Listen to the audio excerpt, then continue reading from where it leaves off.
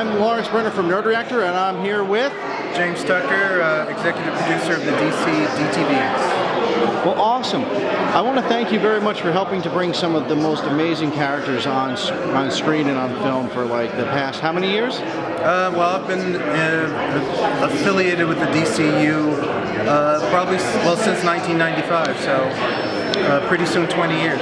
Oh, wow.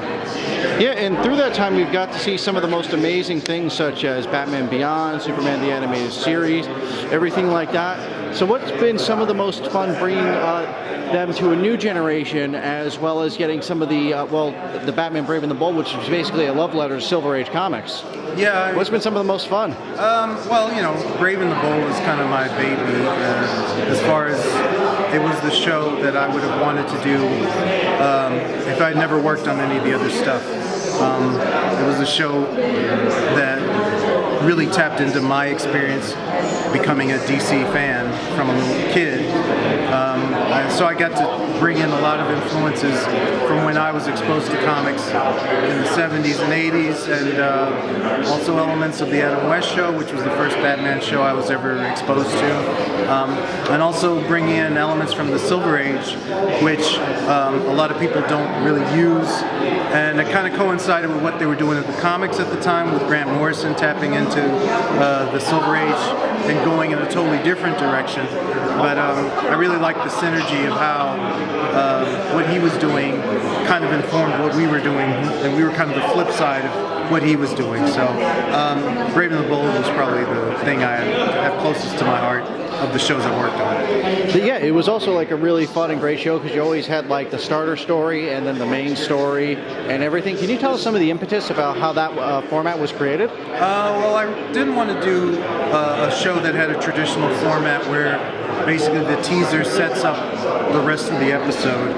I wanted the teaser to be a standalone, kind of like a James Bond movie where before the title of the James Bond movie, he has a little adventure, and then he gets out of it, and then M calls him, and then the real movie starts after the main title of the movie. So I wanted to kind of use that format, and also the real reason is that it allowed me to use lesser known characters in the teaser for a short time, and if we liked them, we could bring them back later for a whole episode. It kind of created a lot more work than we were used to for a series, but I think it was worth it. Oh, most definitely. I love like we gave like the nods to the creators, such as the creators of Vigilante, and you had Vigilante doing song and everything. Yeah, I loved, I mean, characters like the Vigilante, which, you know, he worked great in the context of Justice League Unlimited because we needed a lot of heroes.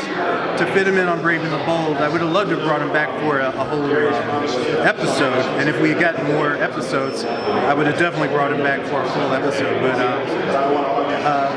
using him to actually sing was something that I wanted because in the comics he was a TV cowboy singer, Roy Rogers type, but you know, he never sang on Justice League Unlimited. So I knew if we ever used him, that's what I wanted him to do. So it was great to bring him to the screen.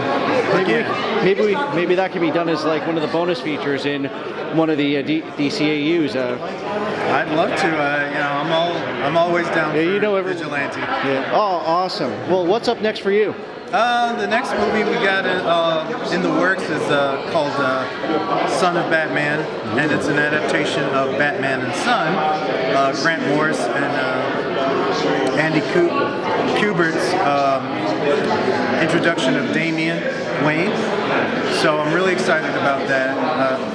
The thing I want to do with these new DTVs is introduce some of the more modern DC characters that may have not been included in some of the past shows and movies I've worked on.